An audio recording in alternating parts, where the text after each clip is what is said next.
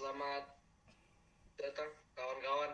Sekarang kita kelompok ingin mewawancara narasumber mengenai kekalahan Jepang di Asia Timur Raya. Saya sendiri Agustinus Abiasa, kelas 11 IPS 2, absen 2. Dan saya di sini Angelo Benedito Leba, kelas 11 IPS 2, absen 4.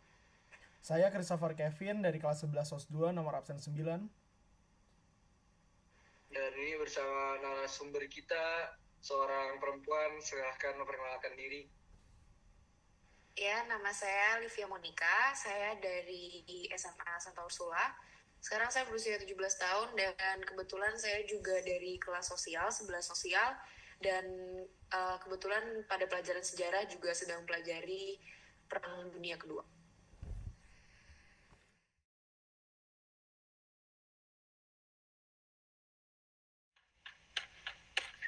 Ya, kita langsung aja ya, lanjut.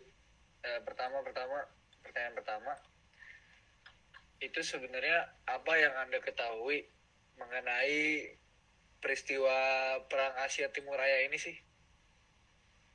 Ya, Perang Asia Timur Raya yang saya ketahui itu juga disebut Perang Pasifik atau Perang Asia Pasifik. Itu terjadinya di Samudra Pasifik, di pulau-pulaunya di Asia. Jadi itulah kenapa disebutnya Perang Pasifik. Terus Perang Asia Timur Raya ini adalah bagian dari Perang Dunia yang kedua.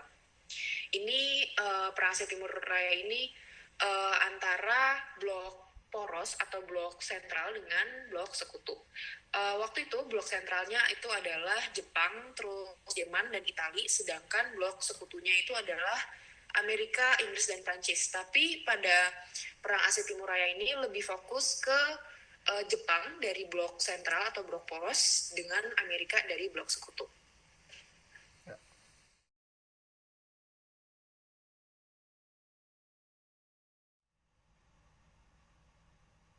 Jadi kita lanjut ke pertanyaan kedua ya.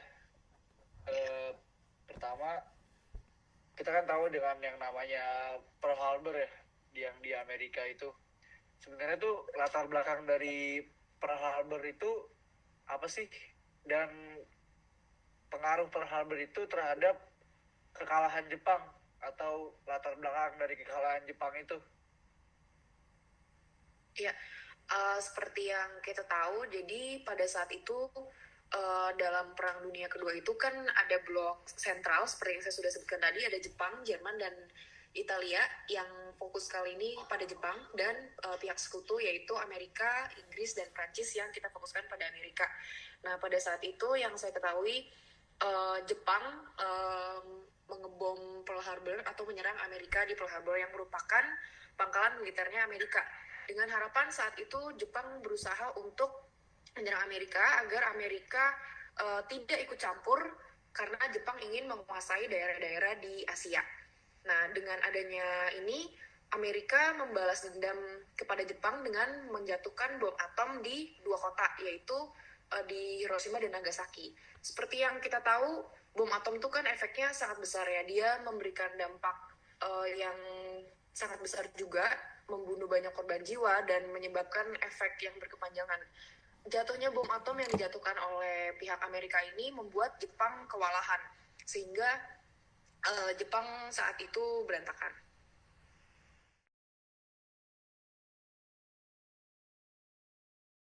Kita lanjut ke pertanyaan yang ketiga. Nah, bagaimana proses berjalannya kekalahan Jepang dalam Perang Asia Timur Raya? Maaf, boleh diulang pertanyaannya? Oh, baik. Akan saya ulang. Bagaimana apa yang Anda ketahui mengenai proses berjalannya kekalahan Jepang dalam Perang Asia Timur Raya?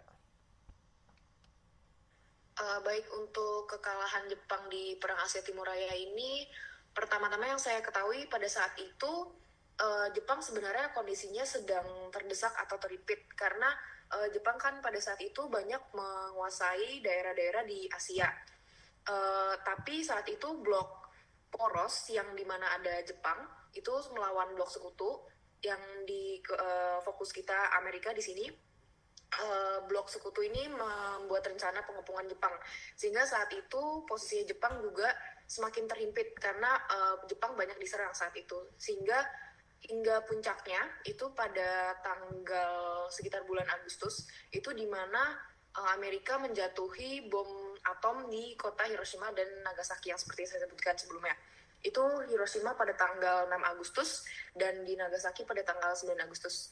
Seperti yang kita tahu kan bom atom efeknya sangat besar ya, sehingga kehancuran kota Hiroshima dan Nagasaki ini efeknya berdampak sangat besar, banyak sekali memakan korban jiwa, sehingga Jepang itu mengalami kewalahan. Dan kabar kehancuran ini bahkan sampai ke banyak pemimpin dan banyak negara, termasuk kita Indonesia yang saat itu dijajah Jepang juga.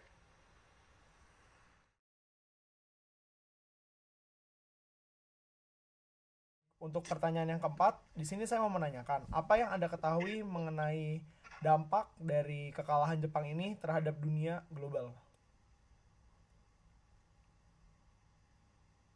Ya, kalau dampak kekalahan Jepang pada dunia global sebenarnya cukup besar ya, karena seperti yang kita ketahui pada Perang Asia Timur Raya ini atau pada Perang Dunia, Jepang saat itu kan merupakan negara yang cukup kuat, merupakan macan Asia sebutannya. Jadi dia membawa banyak pengaruh yang besar untuk banyak negara-negara lain di dunia. Pada saat itu seperti yang kita ketahui, Jepang yang kuat ini menguasai banyak wilayah seperti Manchuria, Korea, Asia Tenggara, bahkan termasuk bangsa kita sendiri, Indonesia. Nah, karena kekalahan Jepang waktu itu yang disebabkan oleh bom atom tadi yang sudah saya jelaskan pada pertanyaan sebelumnya, akibatnya wilayah-wilayah yang dikuasai Jepang ini juga terbebas dari pegangan Jepang, seperti Indonesia sendiri contohnya. Dan selain itu, untuk Jepangnya sendiri, Jepang kan dipimpin oleh Kaisar Jepang yang pada saat itu statusnya adalah sebagai dewa. Tapi setelah kalah dari perang ini, status sebagai dewanya itu dicabut, dan ini menimbulkan rasa malu bagi banyak orang Jepang, rakyat Jepang. Kemudian selain itu, Jepang juga tidak diperbolehkan untuk mempunyai angkatan perang, kecuali pasukan pembela diri. Hal ini dilakukan itu supaya Jepang tidak menyebabkan kekacauan lain, sehingga tidak terjadi perang-perang berikutnya. Kemudian beberapa negara di Eropa juga yang dijajah oleh Jepang juga berhasil memperoleh kemerdekaannya seperti Indonesia. Jadi dampaknya bagi dunia, terutama mungkin bagi Indonesia sih, saat itu kita jadi bisa memproklamasikan kemerdekaan sendiri, karena pada saat itu kita yang saat itu dijajah oleh Jepang kan masuk pada tahun 1942, menjajah 3,5 tahun hingga sampai 1945. Nah, saat Jepang jatuh, itu di Indonesia sendiri jadi mengalami kekosongan kekuasaan atau vacuum of power, sehingga rakyat Indonesia ini cukup jeli, cukup peka untuk melihat bahwa ini adalah kesempatan yang baik untuk memperjuangkan kemerdekaan kita, karena saat itu terjadi kekosongan kekuasaan. Seperti yang kita tahu juga di Indonesia sendiri banyak mengalami peristiwa-peristiwa yang penting, seperti peristiwa Rengas Dengklok, di mana itu terjadi karena adanya perbedaan pendapat dari golongan tua dan golongan muda. Golongan muda merasa bahwa kekalahan Jepang ini berdampak pada kita bisa langsung memproklamasikan kemerdekaan gitu, tapi golongan tua merasa bahwa harus dirapatkan dulu dengan petinggi atau tokoh-tokoh lainnya pada saat itu, sehingga waktu itu ada peristiwa Rengas Dengklok di mana Soekarno dan Dr. Ansusi Hatta diculik untuk didesak golongan muda untuk segera memproklamasikan kemerdekaan. Jadi pada saat itu dampaknya bagi dunia dan bagi Indonesia sendiri lumayan besar.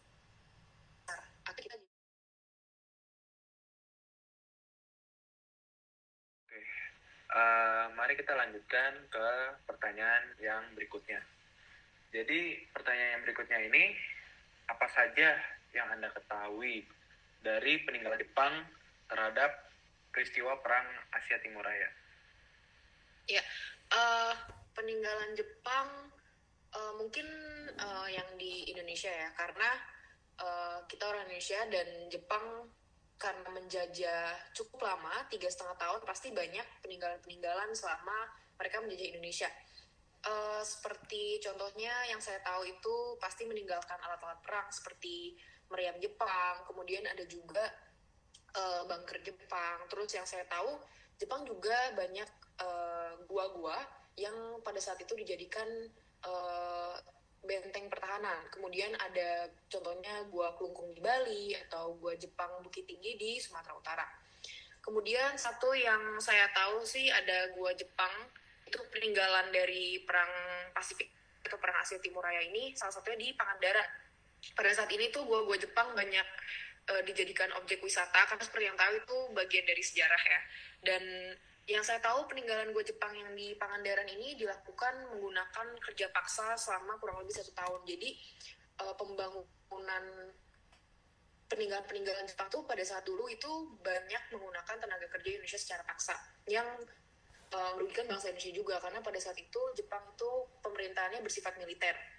Dan gua ini pada saat ini bisa dijadikan destinasi wisata sih, gitu yang saya tahu.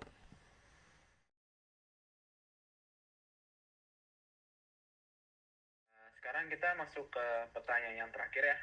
Jadi, apa tanggapan masyarakat Indonesia seperti Livia sendiri terhadap kekalahan Jepang dalam Perang Asia Timur Raya? Ya, untuk tanggapan masyarakat Indonesia mungkin bisa kita bagi ke dua kali ya, yang satu hidup dan kita sekarang ini.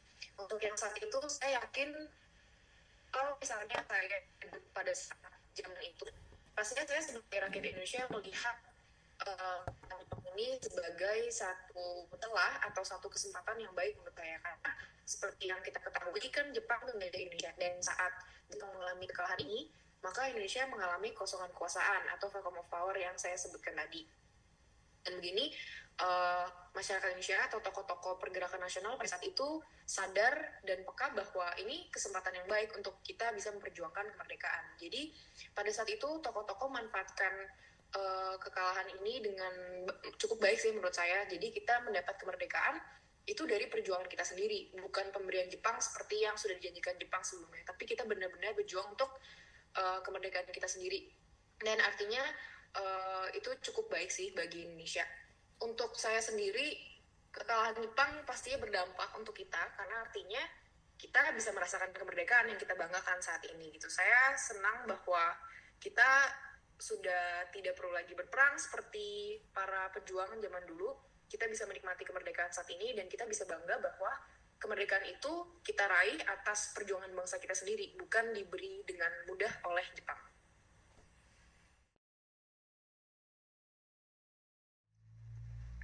Ya, berikut selesailah wawancara kita pada hari ini. Terima kasih untuk Livia atas waktunya dan juga atas informasi yang telah diberikan. Ya, sama-sama. Saya juga mohon maaf apabila saya tadi ada salah informasi atau salah data, karena di sini saya juga masih dalam tahap proses belajar. Terima kasih. Terima kasih.